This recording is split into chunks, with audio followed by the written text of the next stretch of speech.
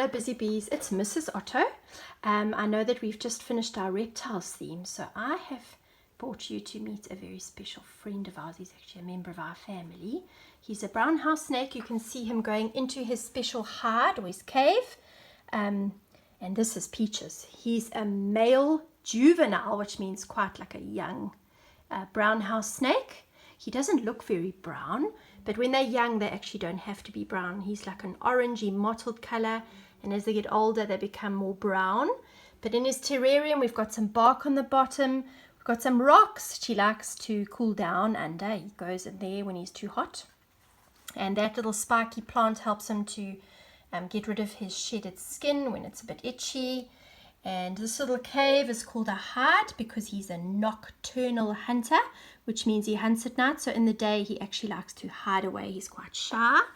A little bit of a plant. And then under all that bark on this side is a heating pad. And because he is a reptile, he needs a heating pad to keep him warm so that he can digest his food. And his body can't really function properly without it. And you can see his tank inside, or his terrarium, which is a fancy word for where he lives, is 29, almost 30 degrees Celsius because it's nice and cool today, so he needs some heat.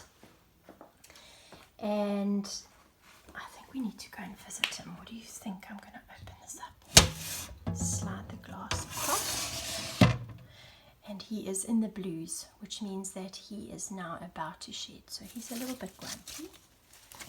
He's not as probably gentle as he would be normally, but there he is. Nice big snake. Hello, Peach. And you can see his colors.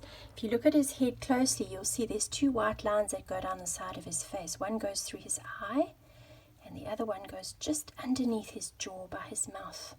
And that shows you that that is a brown house snake. That's only the brown house snake has those two marks. And there he is. So a couple of days ago, I think 4 days ago, he ate two big mice, one after the other. So he's quite fat and full. And what I do now is, because he's gone into the blues, they get a bit sad and grumpy when they're about to shed. So I then, instead of putting his cage back in, I put a humidity